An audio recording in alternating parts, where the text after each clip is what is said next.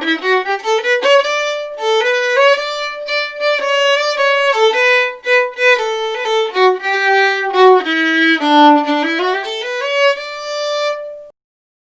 to Art's Not History, where today we're with Julian in Oxford looking at his new sculpture Origin. Could you tell us a little bit about it? So the piece was commissioned by the University of Oxford, and I really designed it to be a celebration of the groundbreaking work we do to do with genetic data here at the Big Data Institute. So it's a sort of celebration of what goes on inside, and also representing possibly what genetic data might look like being transferred from one point to the next. It's very interesting. When you look at your sculpture, you really get that sense of flow, and it's almost like you imagine a bit stream going down some data cable or something like that. We've kind of come from, originally the sort of romantic tradition of not understanding how nature works, and then thinking that we understand it all. And now we're back at another point where we really don't understand it again. Big data is a really kind of complicated thing that can't quite be fathomed. How did you go about integrating your sculpture into the site here at the university? So I think what I was particularly interested in was that the piece can be viewed from many different axes. So it can be viewed from above, within the buildings, below as well, and then from the square itself.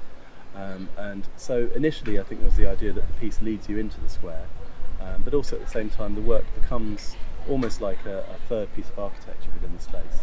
So the piece behind you on the table is called Origin Vertical, and it's related to the large piece you've got in Oxford.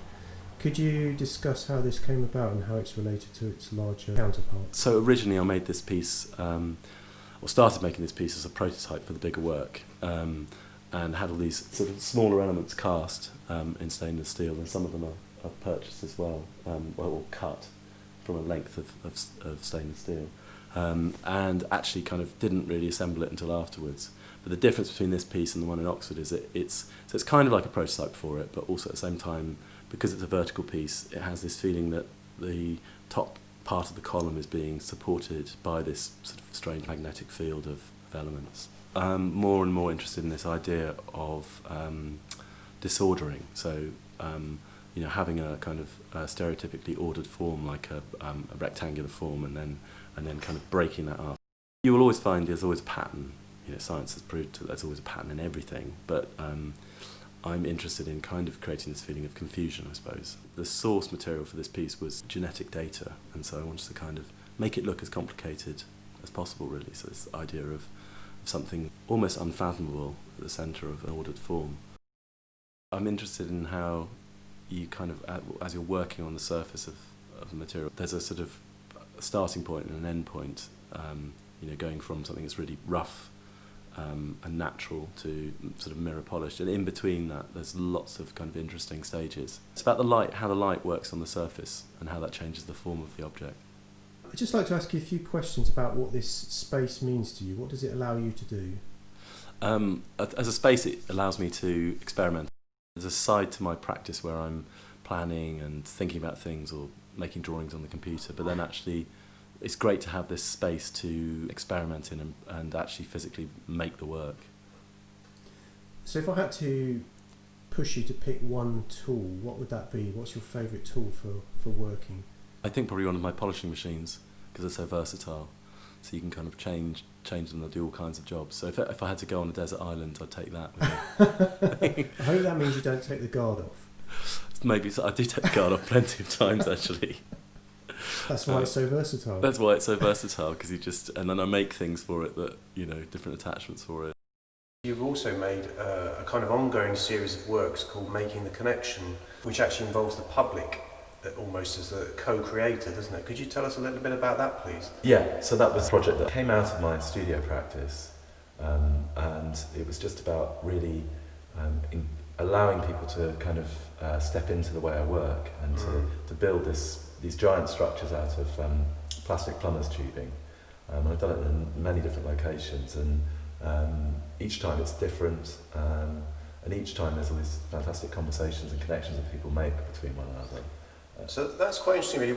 Would you say then that the work itself is more the action of building it, or the final result? Because in a way, you can't control the final result, can you? The aesthetic is almost arbitrary. So yeah, it's about the activity of making, I think, more than anything, and it's about that. So in a way, funnily enough, the actual sculpture is a byproduct. Yes, yeah, and so actually, and quite often the documentation of work exists in a time-lapse film, and you see it, and it becomes, it's this thing that's moving the whole time because people build on top of it.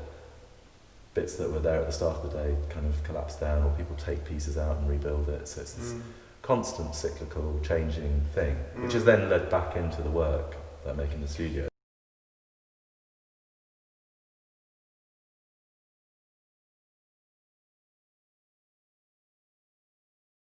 So I'm currently working on a new sculpture called Scribble Form. It's a very large work made from heavy gauge structural box section, 250 by 250 millimeters. So it's a really kind of chunky dimension. And then the whole work is 10 meters long by about 4.5 meters tall, based on an earlier piece called Indeterminate System. This work is it's called Scribble Form because it's this idea of almost like a kind of loose scribble in 3D, made from a kind of really unwieldy material. So it's a sort of structural steel that has somehow kind of twisted and turned itself into the playful structure. And it's going in a new area of Canary Wharf. There's an area called Wood Wharf. So it's a sort of gateway piece to that area. Really exciting to kind of see my ideas being developed onto a kind of really big scale. Your studio at the moment, you've got various different pieces that are essentially works from the past that you're beginning to rework and re-explore elements of your past vocabulary. In particular, this curvy linear piece that's sort of projecting out of the wall. Could you explain a little bit about what you're doing to it now? Yeah, I mean, there's a certain element where I kind of don't know actually what I'm doing. It might be firstly that they physically need reworking because they've got damaged or the colours faded, and so it's an opportunity really to just kind of reinvent the piece. So I'm interested in this idea of the sort of conversation between myself now and 10 years ago, which is when I made this piece originally. I just want them to become a little bit more playful, I guess. I've always worked with singular materials. So in one piece I'll just use one material. And I think what's different is that I'm trying to kind of subvert an object which is already made from one material with another material. So you've got this sort of piece made from stainless steel that's very, very much been a kind of engineering process, and then coming in at it with a kind of painterly process, I suppose. This kind of idea of adding a kind of organic element onto it. So although we see that at the moment just made in clay, ultimately it's going to be fired and glazed in a very vibrant colour. Yeah, so it'll be, that's just a sort of mock-up for it. I'll probably use something larger, and I might even beat the surface of it so that it has more kind of, sort of almost like notches taken out of it, and then glaze it a really vibrant teal colour, I think. You've spoken quite eloquently about your use of colour and also the relationship between the man-made and the natural. This brings to my mind Spring Greens, which has been exhibited at Birdie Sculpture Garden outdoors in a very sort of lush and verdant landscape. Could you talk a little bit about that? I was interested in using a colour that's quite an intense green. So it's a sort of a green that you associate with the kind of first shoots of spring. And what's quite interesting with that is that the colour stays the same throughout the year. So as we go into autumn, then you kind of see more of a contrast between the piece and its environment. It was made using a RAL colour, which is specifically a match for handrails used on buses and the underground in London. So there was a sense of sort of bringing this part of the city into that rural environment. It's a kind of drawing in space, so I'm interested in, it's almost like a network or a system of lines that works its way across an imaginary surface to create a form. And there are natural references within the form, both within the configuration of the lines and within the overall shape of the piece. In Growth System, you actually applied that linear drawing to the surface of a dead tree. Yeah, I wanted to sort of encapsulate the tree with this white plastic tubing. And I think what's interesting about that piece is that when it was made, that it almost flattened out the tree. It was like a kind of a drawing over the surface.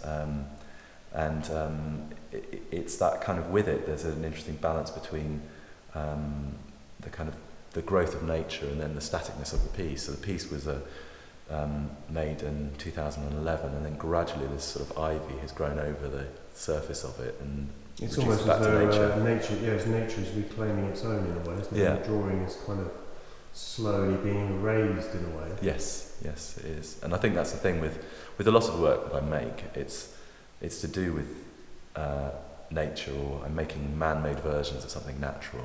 And I think underneath it is this sense that nature will always prevail. It will always kind of win the battle. At the time, I was based in London, and I found a load of plastic hula hoops outside the studio, randomly placed there. So I began playing with these elements. What was quite nice about them is that they're just very low tech to use, so they're connected with cable ties. Building them inside a structure, I could make these sort of almost like spirographic 3D drawings out of this bright red plastic tubing. And then the interesting thing was to use a material that floats, so to experiment with floating them on the lake. So these pieces were kind of moving and dancing around the surface of the lake. I think colour in the rural environment is really interesting, or in the natural world is really interesting, because it kind of holds its own. And it's again going back to that idea of relinquishing control. So in this instance, it was the natural world that was determining what happened to the pieces. So as you said, sometimes they'd all be moving over to one side of the lake, or you could only see half of it, or you could see the reflection. So yeah, it's all, you can't try and control that, and I wouldn't want to do that. And also the form of them sort of distorted and changed a little bit as well, which was quite interesting. And we're at the Angelus Gallery in Winchester College, looking at the work in his exhibition entitled The English Wheel. Now, the first piece is, in a sense, the precursor to the whole exhibition and your experience as artists in residence here. Could you just tell us a little bit about this introductory work, which was made in paper, is it? This piece was a way of kind of investigating, I suppose, paper as a material, this idea of revealing something, so cutting and then revealing what's beneath it. But I was really interested in the idea of it coming off the edge of the page, so that it starts to break out into the space. So as we can see here, there's been quite a dramatic shift from that first piece, in where there's multiple cuts into the paper, whereas here, what's happened, Julian? I think really when I was making the other work, I was aware that it was it became a kind of complicated piece, and so it's quite interesting, because I think I've often come up with the most complex idea, and then it's a process of just distilling and reducing it down. So with this piece, I felt that actually the kind of interesting part was just having one of those cuts, and to do it on a non-sort of vertical or non-horizontal line was quite interesting, so that you've got this angle here, and then the piece folds down straight, and as if gravity is making the piece happen. An English wheel is a device for creating compound curves in metal, things like car fenders, like you would get on a E-type Jaguar, that kind of thing. So I was interested, I loved the name of it, because it's a kind of colloquial name, and I wanted to use that for the title of the show and also the piece, and I kind of was interested in pushing the material. So this is almost like a piece of ductwork that's been fabricated in copper, and there's all the welds visible at the base here, and then it gradually morphs and changes and becomes more organic. And I kind of wanted it to feel like it was sort of bulging or growing out of the wall. And within the space, I think it works because you've got this very high ceiling, and I wanted to have it installed just a little bit. Everything else is on a kind of more of a regular height that you would have in an art gallery, and then this is kind of something of an anomaly, just picked out up there. There's a dialogue between the geometric, the orthogonal, and forms that have become more organic, so you could discuss those relationships. Yeah, I mean, I'm sort of interested in how people kind of harness nature, I suppose, and I'm interested in the relationship between things that we make and things that nature creates. So, but specifically with this piece, I'm really investigating making something geometric that then changes, and also then looking at process as well. So a lot of the pieces that I've made have been very highly polished or highly finished, and I wanted to kind of talk a bit more about the process of how something is made. So this changes from kind of black and welded form, geometric form, into something that is more fluid and polished. So how actually are these made then? So it's made using a computer-controlled router. So basically, it's almost like a kind of graph So I created a drawing which was a number of these elements which are stacked together. Presumably you've done that in CAD, in computer-aided design. Yes, yeah. And it sort of relates to a commission that I made recently for Oxford University. So it's this idea of the kind of structure within something, so revealing this molecular structure inside. So there's a sort of scientific feel to it. But each of these spheres is faceted, so you've got these tiny little facets within the piece. But I like the idea of kind of stepping away from it and allowing the machine to kind of create it. So there's a router, it's like a drill bit that runs across the surface. There's an artist called Giuseppe Panoni who made a series of pieces where he was carving away the wood and revealing the knots inside. But the difference with this is I'm imposing my vision on it. Really. It's quite interesting because in the press release, Julian talks about the machine gnawing away at the wood, and it makes you sort of think of this artistic beaver in a way, or this kind of, you know, you could just sort of imagine these things that almost they might be on the point of teetering over, like, you know, like a tree falling in a way. Yes, because it's sort of nibbled away to the point where you couldn't really go a lot thinner.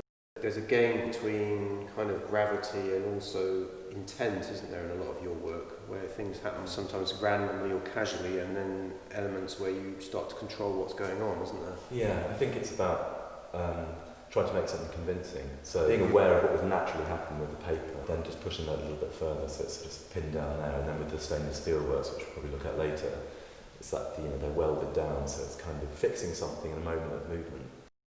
So I was interested in using the reflected colour on the wall behind. And this piece sort of came out of the other works, but it was almost like a byproduct. However, I think it's one of the most successful pieces in the show, just because it's so simple. But it's this idea that it's just folding gently away from the wall, just about revealing what's behind.